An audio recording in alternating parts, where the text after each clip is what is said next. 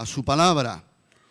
Y vamos a ir a Segunda de Timoteo, capítulo 2, versículo 9. Segunda carta de Pablo a Timoteo, capítulo 2, versículo 9.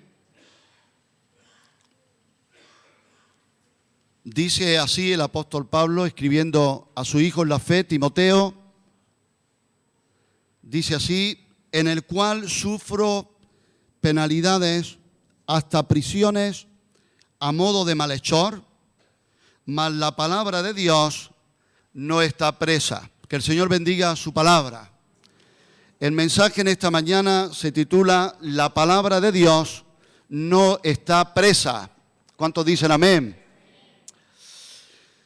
Bien, a modo de introducción quería que nos situemos en esta carta que Pablo, segunda carta que Pablo escribe a Timoteo, y hemos de señalar que la resurrección de Cristo era el áncora de la fe de Pablo. Áncora es el ancla, el refugio, un lugar donde uno puede esconderse y apoyarse. Bien, la resurrección de Cristo era el áncora, el ancla de la fe de Pablo. Y eso lo podemos observar en el versículo anterior que hemos leído, concretamente en 2 de Timoteo 2, 8, y dice así: acuérdate de Jesucristo, le dice Pablo a Timoteo, del linaje de David, resucitado de los muertos conforme a mi evangelio. Desde el principio de esta carta hay algo muy interesante, y es que el apóstol Pablo está tratando de inspirar, de alentar y de animar a su hijo en la fe, Timoteo. Qué importante es poder recibir mensajes, ¿verdad?, que nos puedan inspirar y alentar a seguir. Y el apóstol Pablo, desde el comienzo de esta carta, vemos que trata de inspirar a Timoteo, le recuerda la confianza que tiene en él, le recuerda de la procedencia de donde él viene, de esa familia piadosa, de la fe no fingida que había en su abuela Loida, en su madre Eunice. Pero lo más importante es que Pablo no solo le dice eso, le instruye, le anima, le recuerda la figura de un soldado cristiano, de un atleta cristiano, de un trabajador cristiano, pero finaliza diciéndole el consejo más importante que le podía dar. Y le dice: acuérdate de Jesucristo. ¿Cuántos dicen amén? Algunos llaman a esta expresión de Pablo, acuérdate de Jesucristo, el corazón del evangelio paulino. La esencia del mensaje del evangelio de Pablo es: acuérdate de Jesucristo. Del linaje de David, resucitado de los muertos, conforme a mi evangelio. Entonces Pablo está exhortando a Timoteo a recordar tres cosas. Una, a recordar la constante presencia del Señor resucitado. ¿Cuántos pueden decir: me acuerdo de Jesucristo, que su presencia de mi Señor resucitado está de continuo en mi vida? También a recordar la manera en que Cristo se identifica, cómo Dios viene en la humanidad del Maestro. Dios dice en su palabra que no tenemos un sumo sacerdote que no pueda compadecerse de nosotros, sino que fue tentado en todo según nuestra semejanza, pero sin pecado. Y Dios se hizo carne y fue perfectamente Dios y perfectamente hombre. Pero Pablo le dice a Timoteo: acuérdate de Jesucristo, del linaje de David, que vino en una línea humana para identificarse contigo, conmigo. No es un Dios abstracto, no es un Dios lejano, inalcanzable. Es un Dios que se ha hecho cercano en la persona de Jesucristo.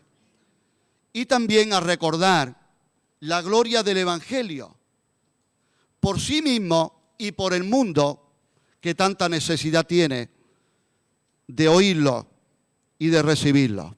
Aleluya. Súbeme un poco el sonido, porfa, y yo intento... Gracias. Entonces vemos aquí el apóstol Pablo que le está diciendo a Timoteo, acuérdate de Jesucristo, trata de inspirarlo, de animarlo, de alentarlo.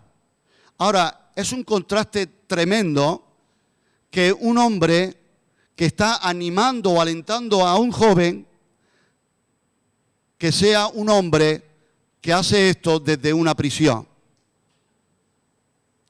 Que el que está en la prisión está lanzando mensajes de ánimo y de aliento a otros.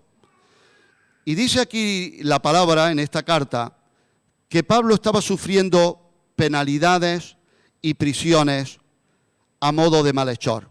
Este es el primer punto del mensaje sencillo en esta mañana, penalidades y prisiones. Cuando el apóstol Pablo escribe estas palabras, se encontraba en una cárcel, una prisión romana, encadenado. Todo el día que él estuvo encadenado, día y noche, estaba encadenado al brazo de un soldado romano. Roma no se permitía que ningún preso pudiera escapar.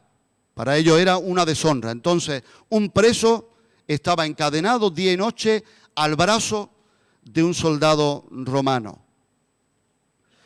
Y aquí el Imperio Romano, Roma, una de las cosas que más miraba con recelo era la formación de asociaciones. En la antigüedad ya había asociaciones que se formaban, había clubes de comida, clubes de comida, yo creo que fueron las primeras comidas de empresas empezaron a ir. Entonces había clubes de comida. Había asociaciones de beneficencia también para ayudar a necesitados. Yo creo que ahí comenzaron las primeras ONGs. Y había sociedades que se ocupaban de los entierros, de gente que no tenía medios, que cuando moría un familiar, ellos, asociaciones que se ocupaban, yo creo que las primeras compañías de seguros comenzaron ahí también. Iba a decir el nombre de una, pero no voy a hacer publicidad a nadie, aunque tú ya has pensado en esa. Ahora, las autoridades romanas en aquellos tiempos eran muy meticulosos en que no se hicieran asociaciones de ningún tipo. Y tú te puedes imaginar lo mal visto, ¿verdad? Y lo mal que se juzgaba a los cristianos, porque los cristianos para Roma era una asociación ilegal. Para que una asociación pudiera funcionar, tenían que tener el permiso exclusivo del emperador, porque temían que se hicieran asociaciones y de ahí saliera alguna rebelión, ¿verdad? Algo que se rebelara contra el imperio. Entonces, a efectos legales, los cristianos para Roma eran una asociación ilegal. Y el cabecilla, o uno de los grandes cabecillas de esa asociación, ¿quién era? Pablo. Entonces Pablo estaba preso ahí y se le consideraba un criminal político. Ahora también, un dato que he encontrado muy interesante, es que el 19 de julio del año 64 después de Cristo, hubo un gran incendio en Roma. Tú sabes que Roma se incendió. Ahí estaba, ¿verdad?, el precioso Nerón. Y se cuenta que Nerón admiraba las grandes estructuras, las grandes ciudades, hacer cosas nuevas, y todo desemboca y todo concluye que fue él el causante, que tenía incluso gente que a sus señales iban prendiendo fuego por distintos puntos de la ciudad, pero a que no se ve a quiénes se le echó la culpa y se utilizó como chivo expiatorio de todo eso, a los cristianos. ¿Quién era uno de los cabecillas? Pablo era cabecilla, o se podía considerar cabecilla, de una asociación de pirómanos.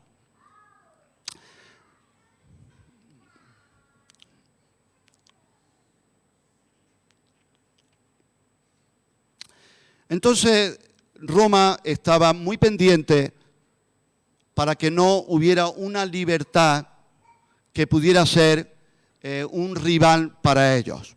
Ahora, yo estaba pensando esto y tú podrías decir, bueno, José Manuel, ¿y eso qué tiene que ver conmigo? Vale, que Pablo quería animar a Timoteo, que Pablo estaba sufriendo penalidades, prisiones. Bueno, el mensaje en esta mañana, en parte, es ánimo, porque todo aquel mensajero o mensajera que quiere llevar las buenas nuevas de Jesús, del reino, del evangelio, hoy día quizás no sufre ese tipo de penalidades o de prisiones a modo de malhechor, pero va a haber situaciones emocionales, personales, que te van a hacer sentir como en una prisión, como que ¿no has dicho alguna vez? Me siento como atado de pies y manos, no puedo actuar, no puedo tener margen de movimiento, incluso estoy sufriendo como a modo de prisiones, como a modo de malhechor. Me siento en una cárcel, no me siento libre, e incluso decimos, si yo soy cristiano, yo tendría que ser más libre todavía, y parece que antes en el mundo era más libre, porque lo que me venía a la mente o al corazón lo podía soltar y me quedaba en la gloria. Hoy día te puedes sentir en ciertas penalidades, prisiones emocionales, vivencias, situaciones que estás viviendo, personales, que te están aplastando de alguna manera, que te están haciendo ver, ¿verdad?, que tú no eres capaz, que tú no puedes, que tú no eres el idóneo, que quizás en otro tiempo sí, pero ya quizás Dios no está contando contigo tanto. Y el diablo bombardea nuestra identidad, nuestra estima y tantas cosas, ¿verdad? Como el diablo atacó a Jesús, ¿verdad?, en el desierto. Si eres hijo de Dios, si eres hijo de Dios. Y el enemigo quiere bombardear, seguro que trataba de bombardear al apóstol Pablo en penalidades y prisiones a modo de malhechor.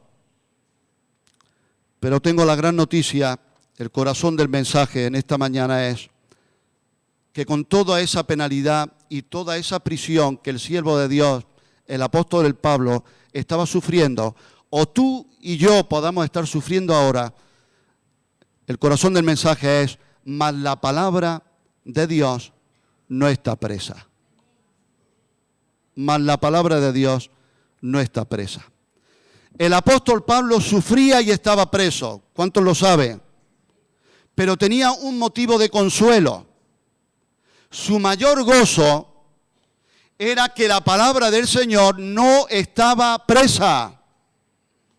¿Y en qué sentido podríamos ver que esto es verdad? Bien, vamos a ver algunas cosas. Los ministros que la predican pueden ser aprisionados, pero no la palabra. ¿Cuántos dicen amén?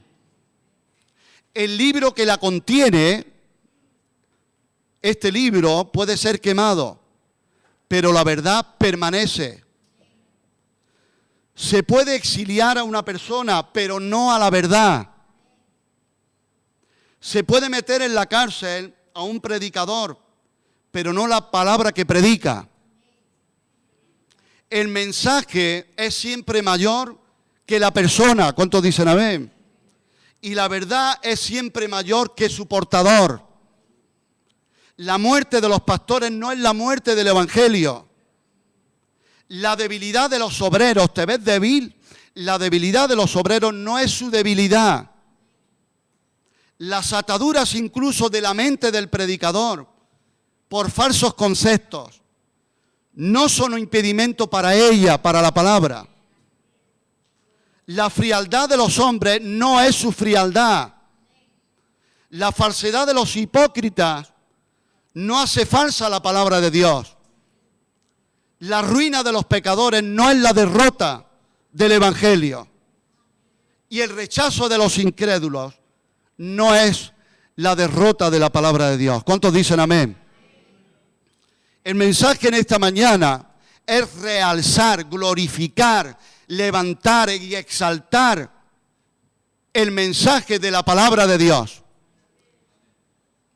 Que corra la palabra de Dios y sea glorificada.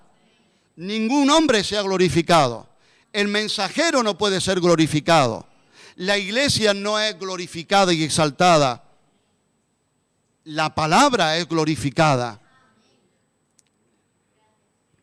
Y el apóstol Pablo tenía, en medio de sus penalidades, de sus sufrimientos, de sus prisiones, y vuelvo a repetir, hay barrotes de muchas clases, barrotes emocionales. A veces yo te digo y te abro mi corazón, me pregunto, pero ¿cómo puede ser, Señor, en una persona tan débil, con tantas carencias y con tantas fallas y con tantas cosas que voy viendo aquí en mi vida y muchas veces tan limitado por causas propias y ajenas? Y el Señor me dice, tú te puedes sentir preso, te puedes sentir maniatado, pero mi palabra no está presa. Mi palabra es poderosa. Y cuando yo envío mi palabra, no la puede parar nadie. ¿Alguien dice amén?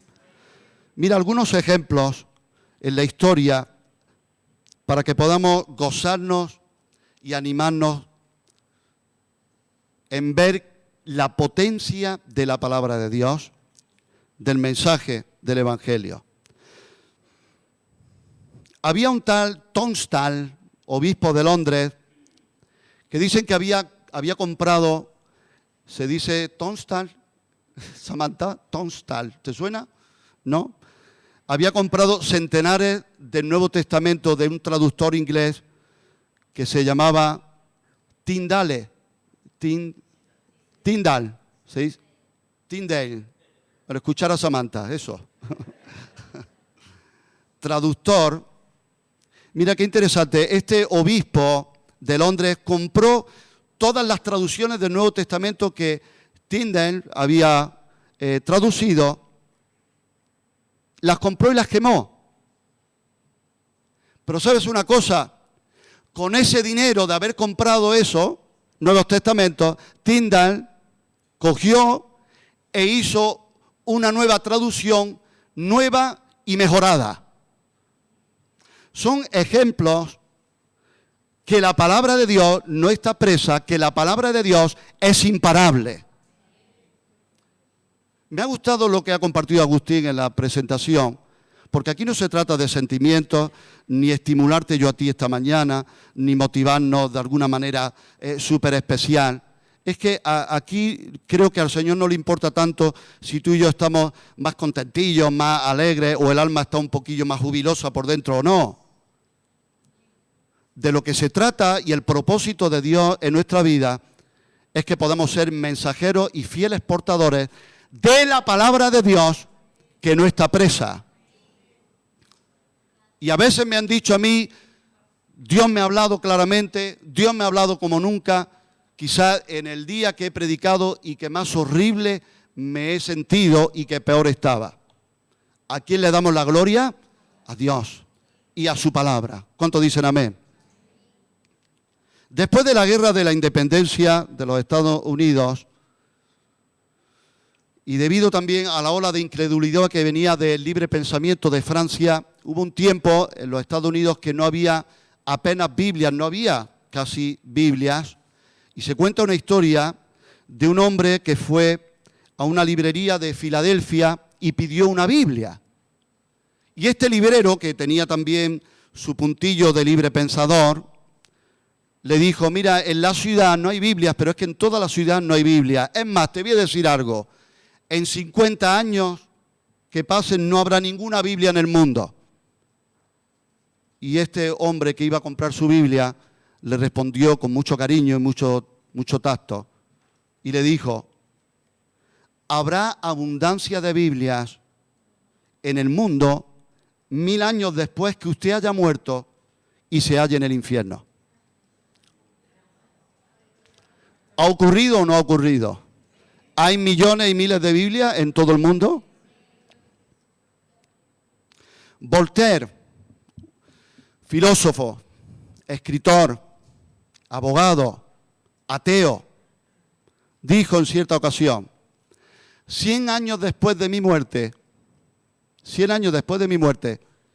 el cristianismo y la Biblia van a ser eliminados del mapa. Va a desaparecer. 50 años después de la muerte de este ateo filósofo, La Sociedad Bíblica de Génova compró, yo sabía algo de esto, pero detalles mejor todavía, compraron su casa, la casa de Voltaire. La Sociedad Bíblica de Génova compró la casa de este filósofo y la imprenta de este filósofo, con la cual se imprimieron muchísimas más Biblias. Y mira qué interesante, no solo eso, esa casa fue después la sede central de la Sociedad Bíblica Británica y extranjera. ¡Aleluya! Entonces la palabra de Dios no está presa. ¿Cuántos dicen amén? La verdad, decía un siervo de Dios, es más impenetrable que el agua. Si se la quiere comprimir de alguna manera, sale por una parte u otra y se hace más visible cuando se le intenta reprimir. ¿Lo has visto? ¿Quién puede parar el agua? Yo en mi casa he tenido últimamente inundaciones y cuando se atranca, porque hay un atranque, vienen los entendidos, camión cisterna, desatascar y me dicen, no, es que el agua sale por la parte más baja y el agua, digo, pero ¿cómo puede salir el agua? Dice, no, el agua hay un atranque, busca la parte por donde puede salir y el agua termina saliendo. Y no hay quien pare al agua.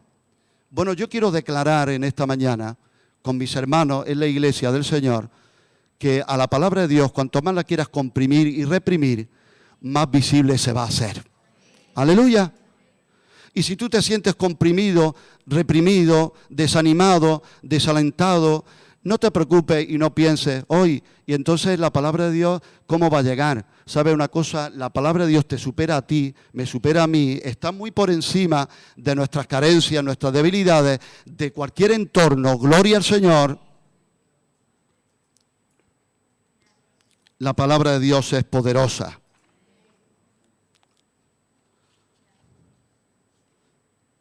Y creo que todo cristiano que testifica, que trata de llevar el Evangelio, y los que predican, los que están con los jóvenes, los que están en las células, los que están en la prisión, los que están en las escuelas dominicales, en cualquier lugar, ¿verdad que hay momentos en los que dices, pero si yo no me veo, si yo me siento así, o yo creo que no llego, o parece que ya no impacto? No te preocupes, sigue en las manos del Señor. La palabra en sí es la que impacta.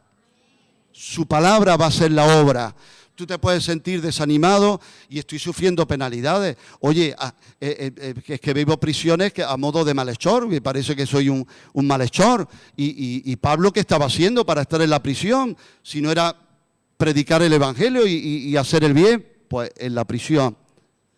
Pero Pablo se gozaba y decía, gloria a Dios, la palabra de Dios no está presa.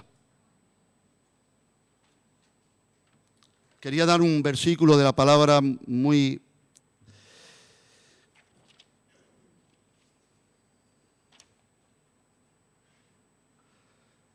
importante, a ver.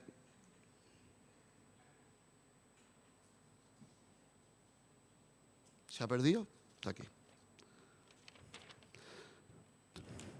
Estoy como Daniel. Pero Daniel lleva 10 folios, yo he llevado solo 2. Segunda de Corintios 13, versículo 8, dice, porque nada podemos contra la verdad, sino por la verdad. Y a la verdad no la va a vencer nadie, porque la verdad es Jesucristo. Aleluya. Si está agobiado, preocupada, y esto, y cómo será, y cómo se va a, ¿verdad?, desenlazar este asunto, cómo va a terminar, ponte del lado de la verdad. Nada podemos contra la verdad, sino por la verdad. Pero la palabra de Dios, termino, no está encadenada. El apóstol Pablo estaba encadenado. Aquí hay personas que están encadenadas a emociones, a desánimos, a ideas, a conceptos, a heridas, a sensaciones.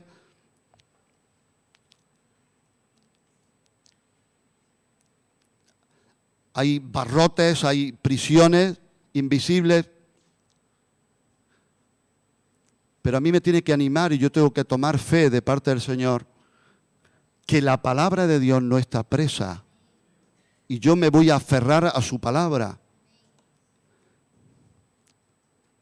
En Isaías 40, versículo 8, dice, sécase la hierba, marchítase la flor, mas la palabra del Dios nuestro permanece para siempre. Permanece para siempre. Isaías 55, versículo 10.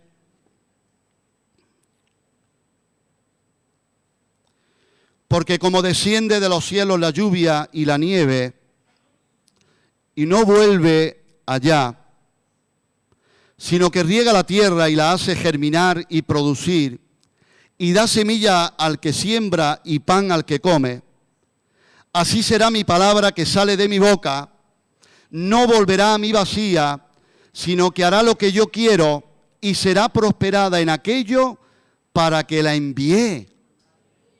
Aleluya. Gracias por los versículos.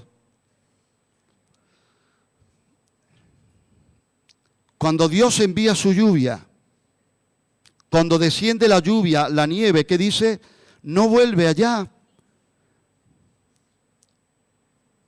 sino que riega la tierra. Cuando Dios envía la lluvia, es con el propósito de regar la tierra y de hacerla germinar. Aleluya. Y producir. Y Él da semilla al que siembra. ¿Cuántos quieren servir a Dios?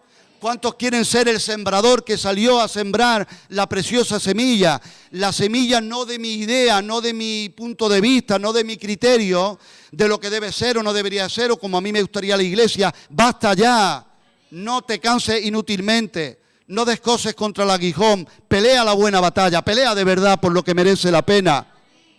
Y lo que hay que hacer es sembrar la semilla incorruptible. No semillas que son pensamientos míos, ideas mías, sino la semilla incorruptible de la palabra de Dios. Y Él da semilla, ¿a quién? Al coleccionista de semillas. No, ¿a quién? ¿A quiénes? Al que siembra. ¿Cuántos dicen esta mañana, Señor, quiero sembrar? Dame semilla tuya. Y pan al que come. ¿Cuántos tienen hambre? ¿Cuántos quieren comer? Palabra del Señor, pan al que come. Dios no hace la cosa, ni desperdicia las cosas, ni deja las cosas a la improvisación, ni hace las cosas, bueno, a ver lo que sale. Dice, así será mi palabra, que sale de mi boca, no volverá a mí vacía, sino que hará lo que yo quiero. Me encanta el centurión, qué bien entendió los principios espirituales. Le dijo, Señor, envía tu palabra y sanará. Envía tu palabra. Una forma de orar que podemos tú y yo sobre cualquier situación, sobre nuestras vidas personales, sobre la iglesia o cualquier desierto que estamos atravesando. Señor, envía tu palabra. Envía tu palabra y sanará. Hará lo que yo quiero y será prosperada en aquello para que la envié. Nosotros pensamos quizás en un tipo de prosperidad, ¿no? No ha salido como, no, da igual. Es que da igual si tú te sientes realizado o no. Da igual si tú y yo nos sentimos realizados o no. Es que da igual si te gusta el predicador o no. Y como no te guste, lo mismo te lo tiene el Señor más tiempo. No es eso. Es que Él envía su palabra para que haga lo que yo quiero. Para que sea prosperada en aquello para que la envié. Y Él tiene un concepto, una idea de prosperidad. Aleluya. Entonces nosotros decimos, Señor, yo me pongo de tu lado. Cuando envías tu palabra, yo quiero, Señor, que sea prosperada, pero no quizás como yo entiendo que es prosperada, sino para la que tú envías tu palabra, para ese tipo de prosperidad. Aleluya. Oremos al Señor. Padre, en esta mañana te damos gracias. Gracias, Señor. Queremos reconocer que tu palabra no está presa. No vamos a ningún lugar, no vamos, Señor, a especular ni a interpretar lo que tu misma palabra dice ya. que tus siervos, Señor, las situaciones pueden parecer de imposibilidad. Encadenado Pablo, encadenado el siervo de Dios, encadenado tapada la boca del otro, estorbado aquel o estorbado el otro. Parece que todo se para, pero Señor, tu palabra no está presa, no está encadenada. Gracias, Señor, que tu siervo Pablo desde prisión pudo escribir y decir que sus prisiones habrían hecho sobreabundar en más valentía y ánimo a los hermanos, que con más valentía y con más ánimo se atrevían a predicar tu evangelio. Señor, gracias que hemos visto a lo largo de la historia que por cuantas veces el enemigo ha tratado de callar, de parar tu obra, de exterminar la propagación de tu evangelio, de tu mensaje. Señor, tú te has reído de ellos, tú has confundido a tus enemigos y tú siempre prevaleces. Gracias, Señor, que tu palabra no está encadenada. Señor, nosotros queremos ser cada vez más libres. Queremos, Señor, ser más sanos, más santos, más limpios.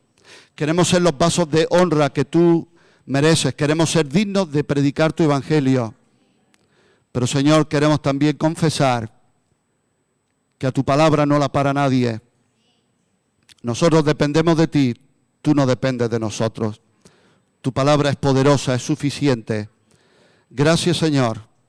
Te damos en esta mañana. Queremos exaltar, queremos levantar el mensaje del Evangelio del Reino. Queremos, Señor, glorificar a Jesucristo. Queremos, Señor, predicar esta palabra que no está encadenada. Como tú le dijiste a tu siervo, Señor Pablo, revelaste a tu siervo Pablo y Pablo a Timoteo, acuérdate de Jesucristo, del linaje de David, resucitado de los muertos, que podamos llevar esta palabra, ese mensaje, que tu iglesia nos acordemos de Jesucristo y podamos, Señor, expandir el mensaje de esta palabra que nadie puede atar, ni manipular, ni bloquear.